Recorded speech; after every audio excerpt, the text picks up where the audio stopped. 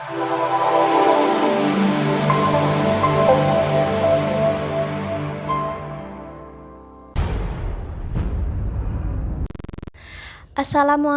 warahmatullahi wabarakatuh.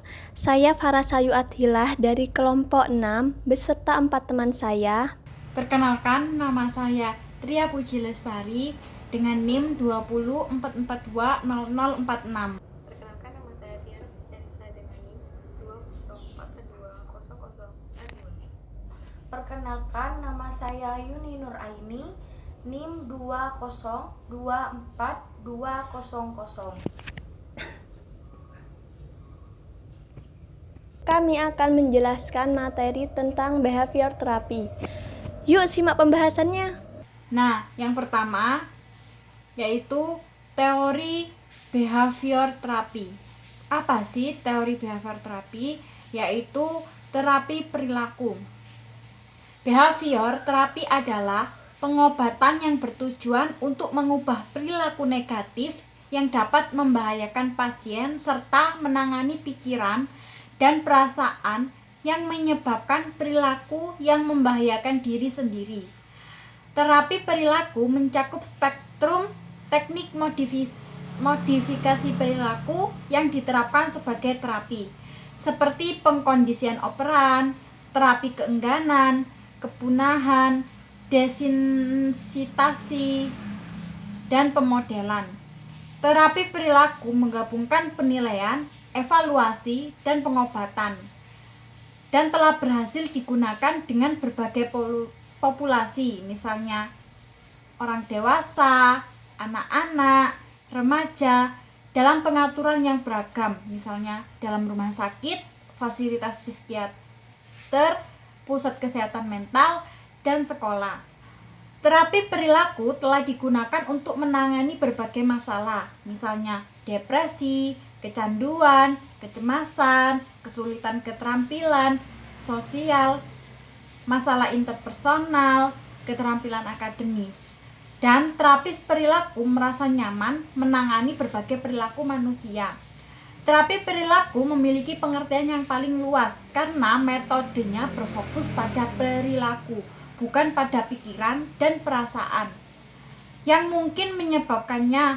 Sampai saat ini, terapi perilaku dibagi menjadi 2 disiplin, yakni satu adalah terapi rasa yang didefinisikan secara lebih sempit, dan yang lainnya adalah modifikasi perilaku.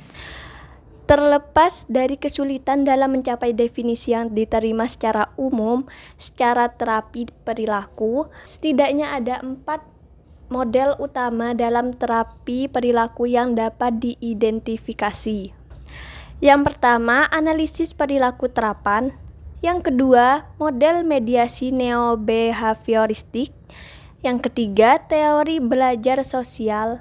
Yang keempat, teori perilaku kognitif. 2. Prosedur teori.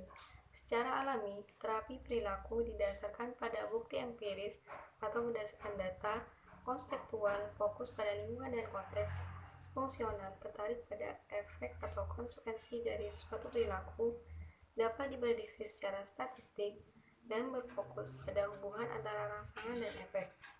Terapi perilaku menggunakan metode di bawah ini untuk memfasilitasi perubahan perilaku. Pertama, desensitisasi sistematis. 2. Flooding. 3. sensitisasi terselubung. 4.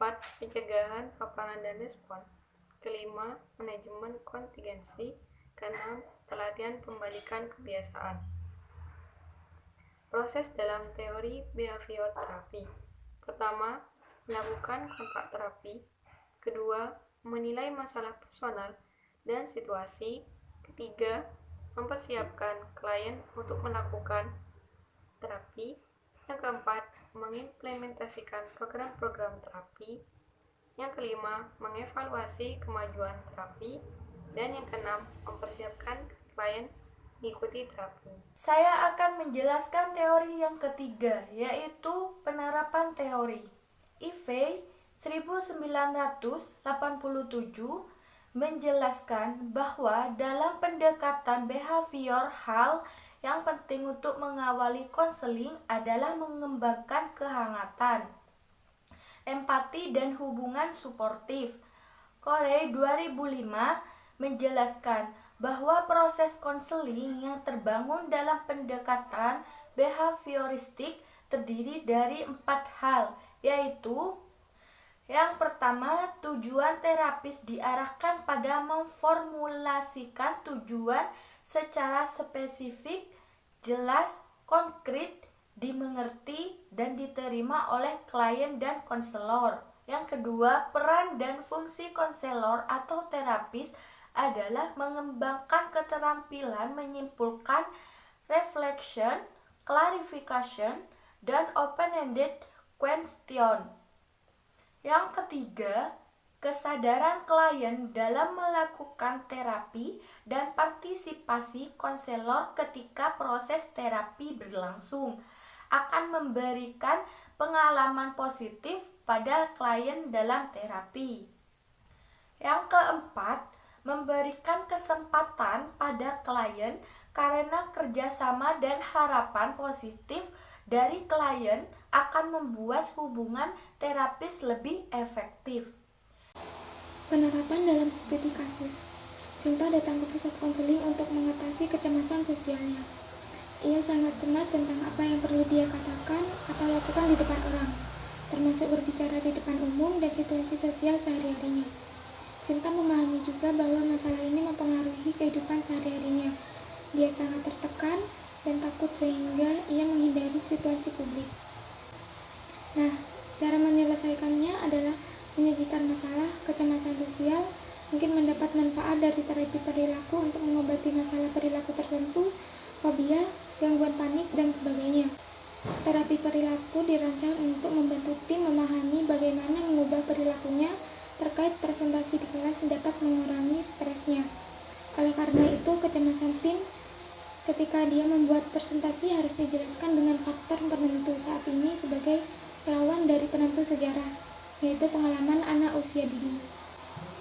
Dengan menggunakan metode desensitisasi sistematis dan emosi desensitisasi sistematis adalah metode dalam terapi perilaku untuk membantu Sinta dalam mengelola kecemasan sosialnya saat membuat presentasi di kelas.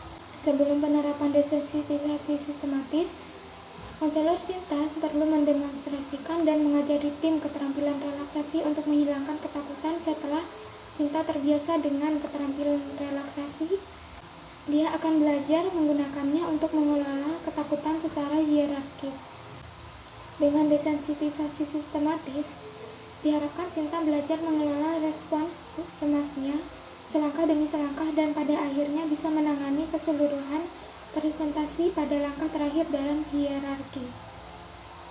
Dari beberapa ulasan yang sudah kami jelaskan, dalam menganalisis tentang behavior terapi, dapat kita simpulkan bahwa behavior terapi merupakan salah satu teknik psikoterapi yang berdasarkan pada hubungan antar pikiran, perasaan, dan perilaku, dan yang mencakup spektrum teknik modifikasi perilaku yang diterapkan sebagai terapi pengkondisian operan, terapi keengganan, kepenuhan, desensitisasi, dan pemodelan.